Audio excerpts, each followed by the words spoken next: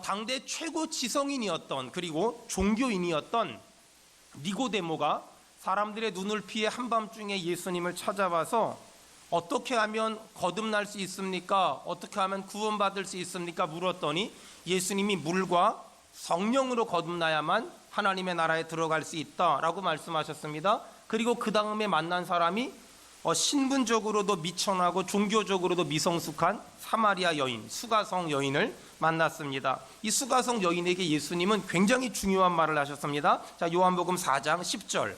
요한복음 4장 10절 우리 다 같이 읽겠습니다. 시작. 예수께서 대답하여 이르시되 내가 만일 하나님의 선물과 또 내게 물 좀 달라 하는 이가 누구인 줄 알았더라면 내가 그에게 구하였을 것이요 그가 생수를 내게 주었으리라. 아멘. 내가 만일 하나님의 선물과 내게 물 좀 달라 한 네가 누군 줄 알았더라면 내가 그에게 구하였을 것이요 그가 생수를 너에게 주었을 것이니라. 이 말씀을 한마디로 말하면 사마리아 여인은 예수님이 그리스도라는 걸 깨달은 거예요. 예수님이 그리스도라는 걸 사마리아 여인이 깨닫고 너무 좋아서 자신이 야곱의 우물에 물을 기르러 왔거든요. 물동이를 들고서. 근데 그 물동이도 잊어버린 채 다시 이 사람이 만나기 싫었던 사람들, 이 사람이 대낮에 물 들어왔잖아요. 왜냐하면 사람들을 만나기 싫어서. 왜냐하면 이 여자는 남편이 5이었고 지금 사는 남자도 남편이 아니었어요. 그런 모든 것들을 동네 사람들이 알고 있으니까 그런 모든 걸 아는 동네 사람이 싫었기 때문에 사람들을 만나는 게 너무너무 싫었거든요. 근데 그렇게 만나기 싫었던 사람들을 이 여자가 예수가 그리스도라는 걸 알고 먼저 찾아가서 소리 질렀어요. 뭐라고 소리 질렀냐면 내가 구주를 만났습니다 라고. 제가 믿음으로 선포할 테니까 아멘 합시다. 내가 예수를 만났습니다. 아멘. 내가 예수를 만났습니다. 아멘. 마을 사람들이 이런 수가성 여인의 모습을 보고 깜짝 놀라서 이 여자 따라서 예수님한테 갔고, 예수님을 만나고 나서 수많은 사마리아 사람들이 예수님을 만나는 그런 회심의 역사가 일어났어요. 자, 이것이 지금까지 우리가 들었던 설교의 내용이거든요. 이제 예수님은 사마리아에서의 사역을 마치고 이제 갈릴리로 이제 사역을 옮기려고 하고 있어요. 자, 성경 봅시다. 43절, 요한복음 4장 43절 다 같이 읽겠습니다. 시작. 이틀이 지남에 예수께서 거기를 떠나 갈릴리로 가시며. 자, 43절에 거기가 어딜까요? 지금까지 어디 계셨죠? 사마리아에 계셨다 그랬죠? 사마리아를 떠나 갈릴리로 가시고, 자, 거기 동그라미, 갈릴리 동그라미. 자, 근데 성경을 보면 이스라엘의 지도를 좀 보면은요, 사마리아가 있고 갈릴리 가잖아요. 중간에 나사렛이라는 데가 있어요. 그러면 나사렛은 어디냐면 예수님이 성장한 곳이잖아요. 우리 같으면 내가 성장한 곳이야. 저는 태어난 건 경기도 남양주에서 태어났고, 그 다음에 어머니가 저 강화로 이사 가면서 강화에서 살다가 다시 서울에 와서 학교 다녔거든요. 그러면 지나가다가 내가 살았던 곳을 한번 가보고 싶잖아요. 물론 가봐도 이제 너무나 많은 게 변해서 잘 모르겠지만, 근데 예수님은 사마리아 사역 마치고 갈릴리로 가는데 중간에 내가 자라난 나사렛이라는 곳이 있었거든요. 근데 그곳을 지나지 않고, 그곳을 거치지 않고 곧장 갈릴리 갔어요. 여기서 중요한 질문, 왜 예수님은 내가 자란 나사렛 고향을 가지 않고 곧장 갈릴리로 갔을까? 그 이유가 성경에 나와요. 44절, 요한복음 4장 44절 다 같이 읽겠습니다. 시작. 친히 증언하시기를 선지자가 고향에서는 높임을 받지 못한다 하시고. 예수님은 나사렛이란 자신의 고향에서 높임을 받지 못했어요. 인정을 받지 못했어요. 여러분, 성경을 보면 하나님의 사람들이 자기 고향에서 자기 가족들에게, 자기 친척들에게 무시당하고 멸시당했던 적이 꽤 많아요. 요셉이란 사람은 형들에게 팔려가서 물이 없는 깊은 웅덩이에 빠졌지요. 그리고 그 애굽에 가는 장사꾼들이 이 사람을 사갔잖아요. 뭐 그런, 요셉만 그런 일 있나요? 다윗 같은 사람도요, 어느 날 하나님이 사무엘에게 말씀하셨어요. 사무엘아, 다윗의 아버지 이새의 집에서 왕이 태어날 거야. 그래서 이 사무엘이 누가 왕이 될 건가 알기 위해서 이새의 집에 갔잖아요. 그리고 이새 보고 아들들 다 불러. 근데 아들들 다 불렀는데 바깥에서 양치는 다윗은 안 불렀어요. 다윗은 집에서 존재 가치가 아예 없었던 그런 사람이었어요. 눈물의 선지자라고 알려진 예레미야 같은 사람도요, 고향 아나돗에서 사람들에게 멸시당했고 천대당했고 무시당했어요. 정말 심한 핍박을 당하다가 너무 불쌍하게 죽었어요. 사도 바울 같은 사람도 동족들에게 끔찍한 핍박과 고난과 환난 당했지요. 여러분, 예수님도 다른 곳에선 다 환영받았거든요. 근데 자신의 고향 나사렛에서만 환영받지 못했고 무시당했고 멸시당했어요. 근데 성경을 보면 신기한 건 뭔지 아세요? 그래서 그런지 몰라도 예수님은 다른 곳에선 기적과 이적과 표적을 행하셨는데 나사렛에서만 아무런 기적도 아무런 이적도 아무런 표적도 행하지 않았어요. 왜 그랬을까요? 예수님도 아마 사람이었기 때문에 많이 서운하지 않았을까요? 많이 섭섭하지 않았을까요? 아마 그래서 그런지 몰라도 예수님은 나사렛에서 아무런 기적도 이적도 표적도 행하지 않았어요. 하지만 나사렛 사람들과는 달리 바로 옆에 갈릴리 사람들은 예수님을 적극적으로 환영했고 적극적으로 맞아들였어요. 전 우리 수원은혜교회가 예수님을 절대적으로 환영하는 교회가 되기를 축원합니다. 전 우리 수원은혜교회가 예수님을 적극적으로 모셔드리는 그런 교회가 되길 축원합니다. 자, 그렇다면 왜 갈릴리 사람들은 나사렛 사람들과는 다르게 예수님을 환영했고 예수님을 존경했을까? 이 갈릴리 사람들에겐 예수님에 대한 그 어떤 선입견이나 그 어떤 편견이 아무것도 없었어요. 여러분 보세요. 어떤 사람에 대해서 선입견을 가지고 있는 거, 편견을 가지고 있는 거 아주 가끔 좋을 때도 있어요. 우리 찬미가 우리 박성호 집사님 딸이래, 우리 수진이가 정문석 장로님 딸이래. 이게 좋을 때도 있어요. 아주 가끔이요. 하지만 나쁠 때가 훨씬 많아요. 여러분, 사람은 지금의 현재 그 사람의 모습을 잘 몰라요. 그리고 그 사람의 미래의 모습은 더더 몰라요. 그러다 보니까 어떤 사람을 평가하고 판단하는 기준이 뭐냐면 과거의 이력서, 과거의 이력서를 가지고 그 사람의 지금의 모습과 그 사람의 미래의 모습을 판단하고 평가해요. 그러다 보니까 잘못 판단하고 잘못 평가할 때가 얼마나 많은지 몰라요. 지금도 우리 주변에는 자신의 잘못된 과거 때문에 현재의 그의 삶이 평가절하당하거나 미래의 그의 삶에 희망을 찾지 못하는 사람들이 얼마나 많은지 몰라요. 여러분, 이게 세상 사람들의 모습이에요. 하지만 예수님을 믿는다는 게 뭐냐면 이건 완전히 다른 거예요. 예수님을 믿는다는 건 BC와 AD가 있어요. 비포 크라이스트와 아노 도미네가 있어요. 다시 말해서 예수님을 믿기 전에 내 모습과 예수님을 믿은 후는요, 이게 조금 바뀌는 게 아니에요. 여러분, 예수님을 믿으면 변하여 새 사람이 될 줄 믿습니다. 이게 믿음이에요. 예수님을 믿는다는 건 믿기 전과 믿은 후가 이게 연결선상에서 점점 나아져, 이게 아니에요. 점점 나아지는 것이 아니라 믿기 전에 내 모습과 믿은 후의 내 모습은 완전히 변하여 새 사람이 되는 거. 이게 기독교 신앙이에요. 이게 예수를 믿는 거예요. 예수를 믿으면 이런 말 하면 안 돼요. 내가 옛날에 말이야, 내가 왕년에 말이야, 내가 젊었을 때 말이야, 내가 예수 믿기 전에 말이야. 여러분, 앞으로 예수 믿기 전에 어떻게 살았냐고 물어보면 따라합시다. 기억이 안 나요. 기억이 안 나요. 이렇게 돼야 돼요. 기억이 안 나요. 아무것도 기억이 안 나요. 저는 옛날에 제 모습이 아무것도 기억이 안 나요. 여러분, 예수 믿은 전보다 예수 믿은 후가 나아지는 것이 아니라 예수 믿기 전에 예수 믿은 후가 어떻게 바뀌냐면 여러분, 정말 변하여 새 사람이 되길 축원합니다. 그게 예수 믿는 것의 힘이고 예수 믿는 것의 능력이에요. 그렇다면 예수님을 믿지 않는 사람은 과거의 이력서를 가지고 현재를 평가하고 미래를 평가할 수 있어요. 하지만 예수를 믿는 사람은 과거의 내 모습과 지금의 내 모습이 완전 달라요. 성 어거스틴이라는 사람이 어릴 적에 창녀랑 잠자서 사생아를 낳았어요. 방탕했단 말이에요. 근데 예수 믿고 변하여 새 사람이 됐어요. 어느 날 길을 지나가는데 어릴 적에 같이 슬퍼 마시고 나쁜 짓 하던 어떤 여자가 부르더래요. 같이 놀자고, 같이 슬퍼 마시자고. 성 어거스틴이 유명한 말을 했어요. 과거에 저는 죽었습니다. 아멘 합시다. 과거에 저는 죽었습니다. 여러분, 옛날에 같이 놀던 사람들이, 옛날에 같이 나쁜 짓 하던 사람들이 같이 옛날처럼 살자고, 같이 먹자고 마시자고 즐기자고 말하면 딱 한마디 하세요. 과거에 저는 죽었습니다. 과거에 저는 죽었습니다. 여러분, 변화의 새 사람 되길 축원합니다. 그게 예수 믿는 것의 힘이고 예수 믿는 것의 능력이란 말이에요. 그러므로 믿음의 사람은 예수를 믿고 변하여 새 사람 될 뿐만 아니라 모든 사람을 과거의 그 사람의 모습을 생각하면서 지금과 미래를 평가하거나 판단하면 안 돼요. 왜?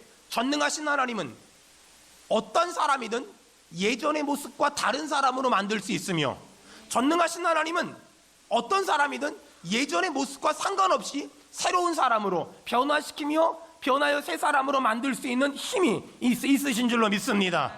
그러므로 믿음의 사람은 그 사람의 과거의 모습을 생각하며 지금의 모습과 앞으로의 모습을 평가하고 기대하는 것이 아니라 오늘 처음 본 사람처럼, 어저께 만난 적이 없는 사람처럼, 과거에 내가 알았던 사람이 아닌 것처럼 오늘 처음 본 사람처럼 우리 찬미를 바라보고 우리 스님을 바라보고 우리 박 집사님을 바라보는 거예요. 여러분, 하나님은 전능하셔서 어저께까지의 내 모습과 다르게 오늘 온유한 사람 만드시고, 오늘 겸손한 사람 만드시고, 오늘 은혜로운 사람 만드실 줄로 믿습니다.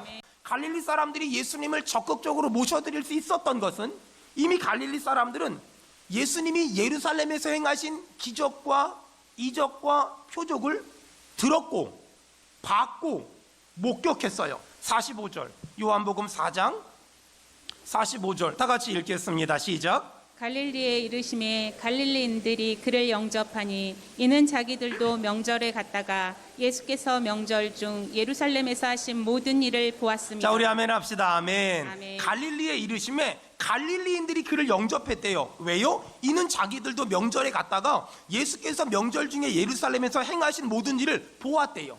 여러분, 축복합니다. 이번에 요한복음 설교를 들으면서 귀로만 들었던 하나님을 눈으로 직접 목격하게 되길 바라며 온몸으로 체험하길 바라며 여러분의 삶에서 경험하는 역사가 일어나기를 주의 이름으로 축원합니다. 주의 이름으로 축원합니다. 자, 그렇다면 이제 본격적으로 오늘 본문 한번 설교해 보도록 하겠습니다. 요한복음 4장 46절 47절 거기 보니까 46절에 왕의 신하가 나와요. 동그라미 치세요. 왕의 신하가 나오지요. 왕의 신하가 병들었어요. 왕의 신하가 있어 그의 아들이 가버나움에서 병들었더니, 47절에 보니까 이 왕의 신하가 고위직에 있는 사람이죠. 이 왕의 신하가 아들이 있어요. 가버나움에 살아요. 병들었어요.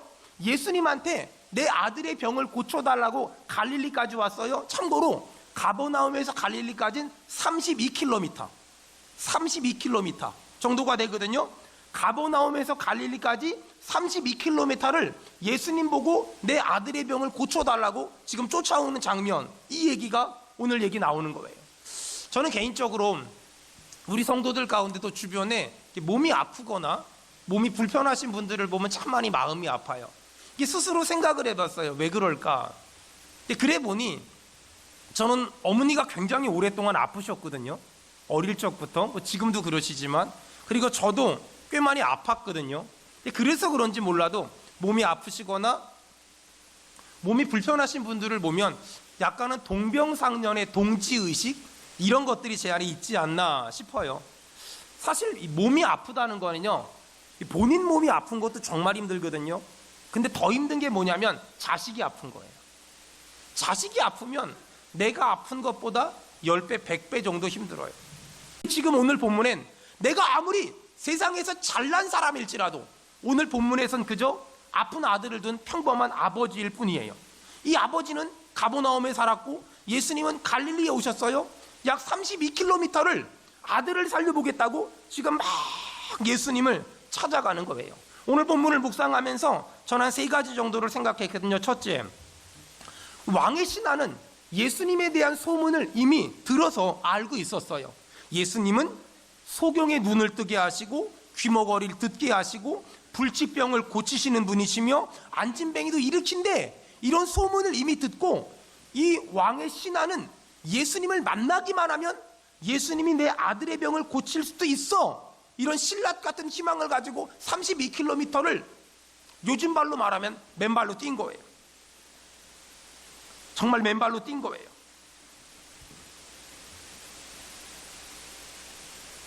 여러분, 아버지는 아픈 아들을 살려보겠다고 32km를 가버나움에서 갈릴리까지 뛰어가면서 무슨 생각을 하면서 뛰어갔을까요? 아마 별의별 생각을 다 했을걸요? 한 번도 만나본 적이 없는 예수란 사람이 날 만나줄까?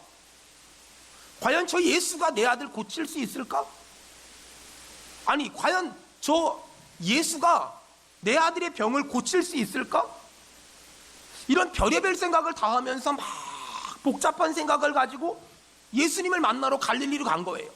그리고 갈릴리에 도착해서 예수님 만났어요.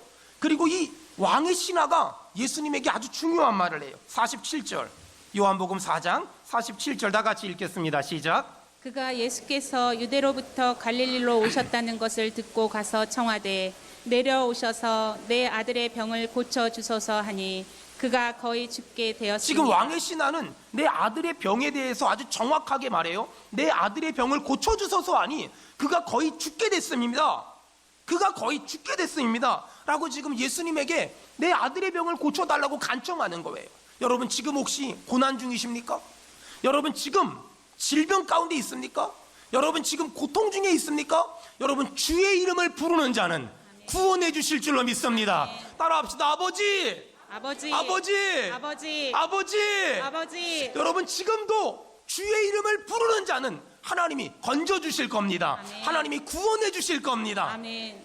지금 이 왕의 신하가 예수님께 내 아들이 죽게 생겼다고 고쳐달라고 이렇게 지금 이야기했잖아요. 그러자 우리 같으면, 내가 왕의 신하라면, 지금 내 아들이 아프다면 예수님이 빨리 기도해서 고쳐주시면 좋겠는데, 예수님은 기도해서 고쳐주기 전에 아주 중요한 거래요. 48절 다 같이 읽겠습니다. 시작. 예수께서 이르시되 너희는 표적과 기사를 보지 못하면 도무지 믿지 아니하리라. 다른 말로 번역하면은요, 지금 너는 나에게 표적과 기사를 원하지만 너에게 필요한 건 표적과 기적이 먼저가 아니라 표적과 기사를 받아들일 수 있는 믿음이 필요한 거야.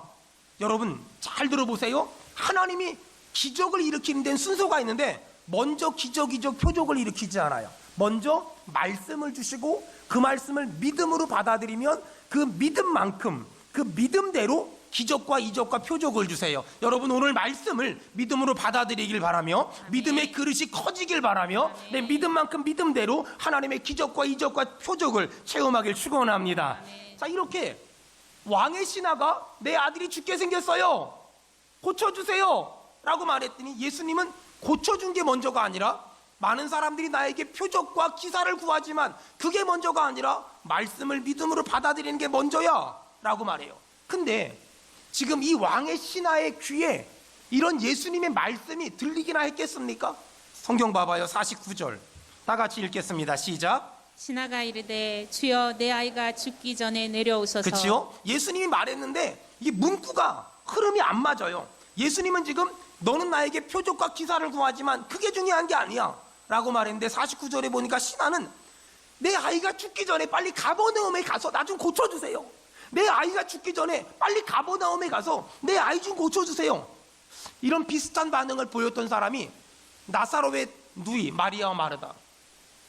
예수님이 나사로의 집에 도착하자마자 나사로가 죽었거든요. 승질내요.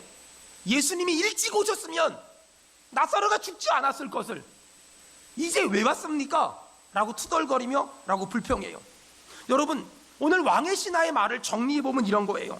예수님, 빨리 내 아들이 있는 가버나움에 가서 내 병든 아들을 고쳐주세요. 여러분, 이 아버지의 마음이 느껴지지 않습니까? 전 느껴지는데, 전 이 아버지의 마음이 가장 정상적인 아버지의 마음 같아요. 아픈 아들을 바라볼 때 얼마나 힘들었을까요?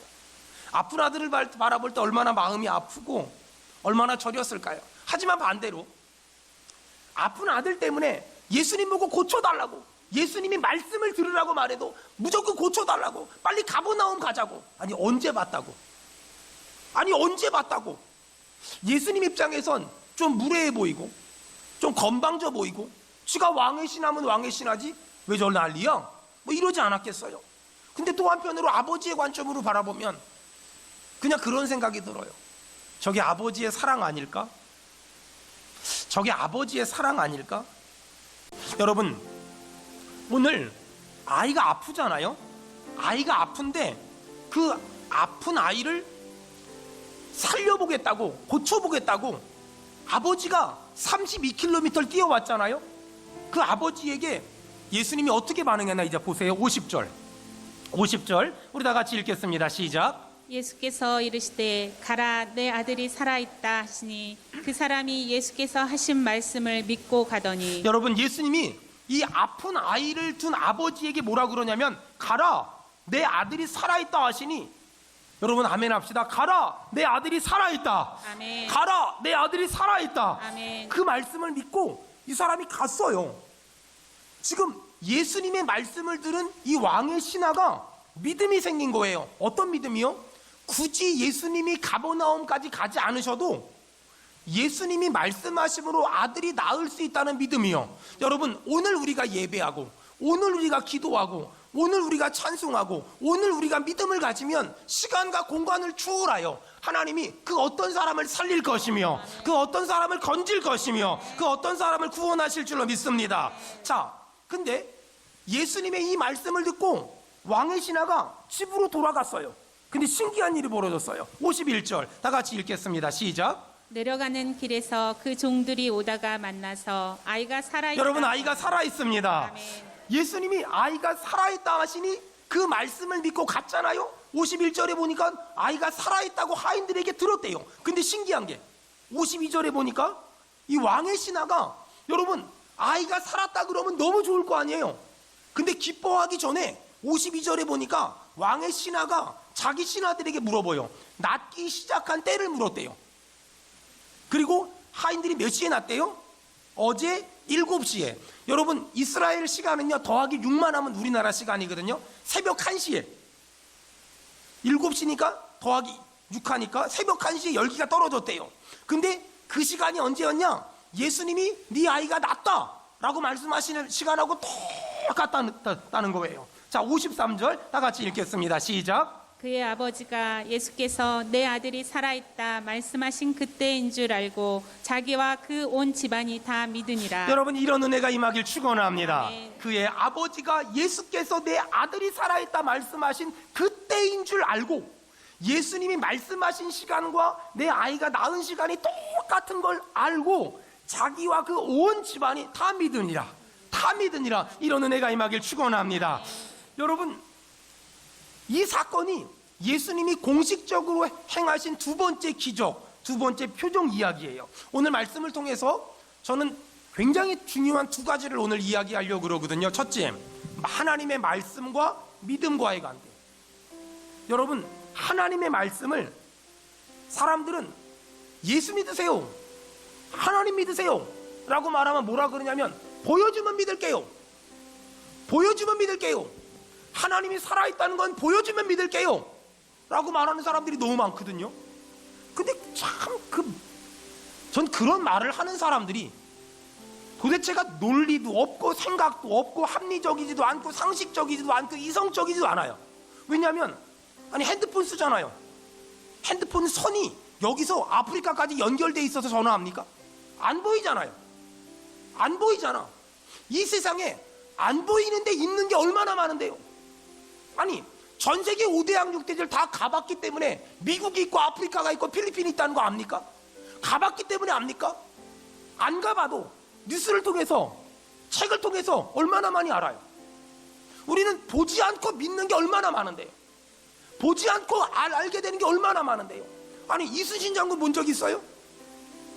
아니 무슨 김유신 이런 거 본 적 있어요? 없잖아요. 근데 어떻게 믿어요? 책을 통해서. 여러분, 하나님이 있다는 걸 어떻게 믿어요? 성경을 통해서. 아멘 합시다. 너무 간단하잖아요. 한 번은 전도를 나갔는데 어떤 아이한테 얘야 예수 믿어, 뭐라 그러냐면 자기는 보이지 않는 건 믿지 않는다는 거야. 얘가 너무 힘줘서 말해서요 방구를 뽕 꼈거든요. 제가 그 애한테 물어봤어요. 너 방구가 있는 게 보이니 안 보이니? 안 보인대. 근데 방구가 있다는 걸 어떻게 아니? 냄새를 보면 안 돼. 나는 하나님이 있다는 걸 성경을 보면 알아. 여러분, 보이지 않는다고 안 믿는다고 말하는 건 너무 무식한 거예요. 너무 논리적이지 않고, 너무 합리적이지 않고, 너무 상식적이지 않은 거란 말이에요. 여러분, 성경을 보니까 예수님의 제자들이 부활하신 예수님을 봤다고 막 얘기하는데 혼자 안 믿었던 사람이 있어요. 누구죠? 도마. 안 믿어요. 나는 안 믿겠다는 거야. 근데 예수님이 네가 안 믿어? 환도 이러지 않고 예수님이 도마 앞에 나타나서 못자국 난 자리를 보여주고 창자국을 보여주면서 내가 부활했다고 말했어요.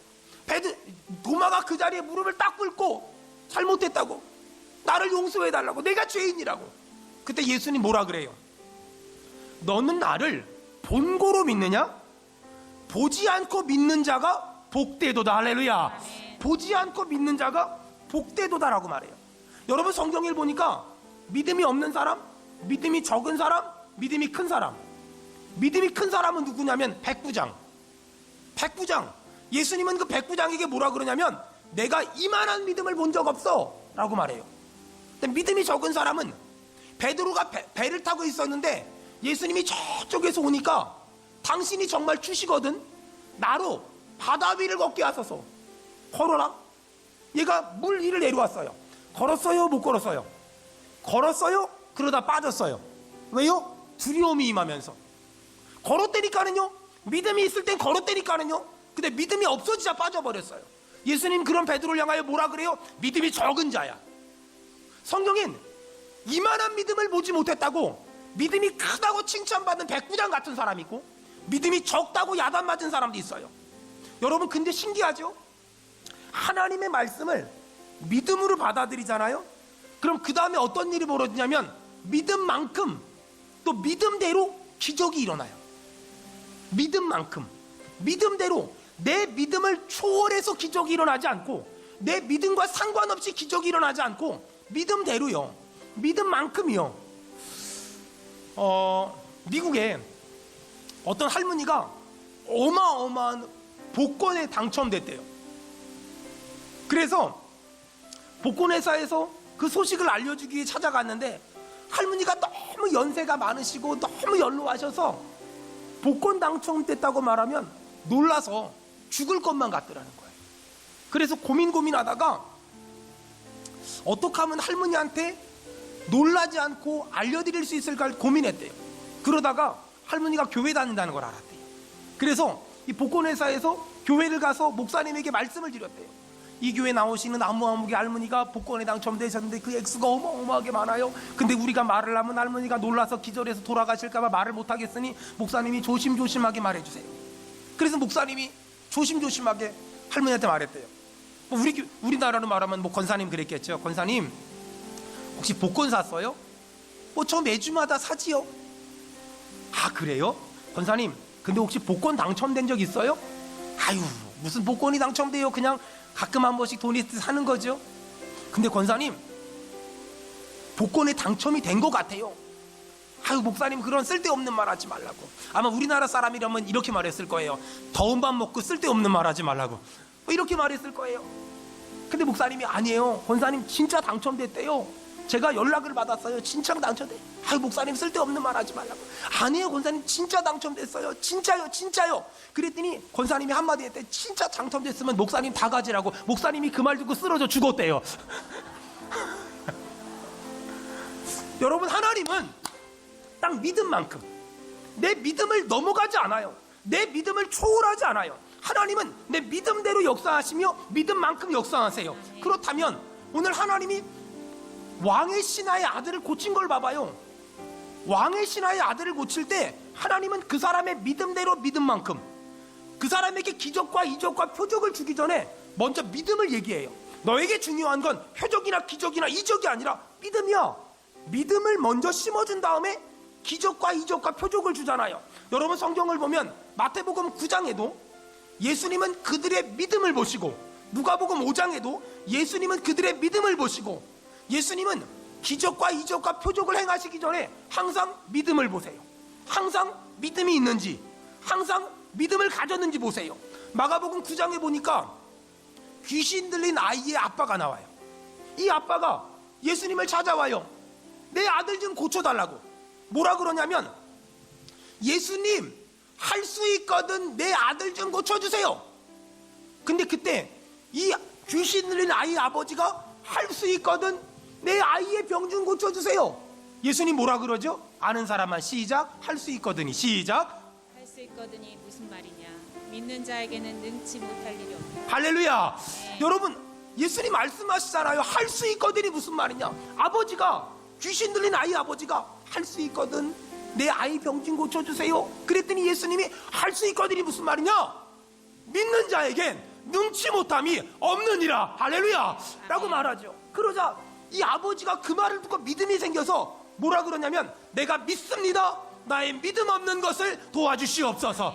내가 믿습니다. 나의 믿음 없는 것을 도와주시옵소서.